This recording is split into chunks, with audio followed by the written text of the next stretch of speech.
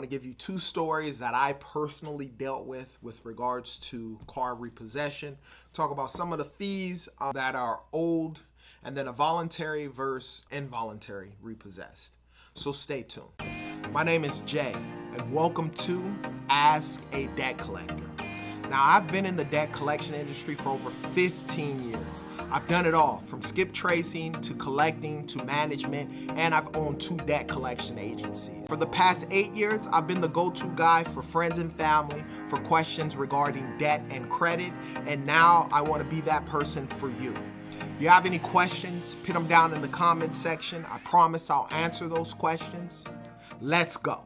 Now, one of the first cars that I got financed, which wasn't financed in my name at all, I talked about my first job that I got in the debt collection industry. I worked as a legal verifier. A girl that I knew like the HR lady. I ended up getting a hookup and getting into the job from this girl that I dated. Nevertheless, when we dated, I remember we went to the car dealership and, they pulled a copy of our credit reports. Me at the time, back in 2004, I didn't have any credit established. Her on her end, I'm not exactly sure what was established, but her credit had to have been pretty good. So at the time, we financed 2 cars. Both of them were in her name. So the way that this car salesman did was basically, she got a Grand Jeep Cherokee, and then I got a Nissan Altima. Somehow he was able to finance her for both cars at the same time.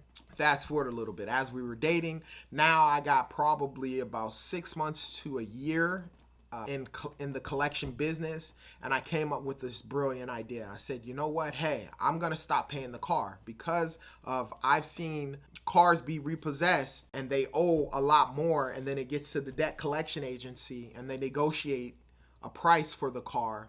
And so let's say you owe 10 grand, you negotiated $5,000, the car's not repossessed or sold in auction or whatnot, you can actually get the pink slip to your car for a fraction of what you actually financed the car for. So in my head, with only a little bit of experience, I told her, hey, I'm not going to pay the car payment for the next, for some time now. I'm going to wait for it to go to collections. Once it goes to collections, then I'll negotiate a lower amount to pay, and boom, we'll save on the car. Now, that was the plan. Obviously, as time progressed, me and that girl ended up breaking up. And what happened was, in her Jeep Grand Cherokee, she got in an accident. Someone hit her from behind.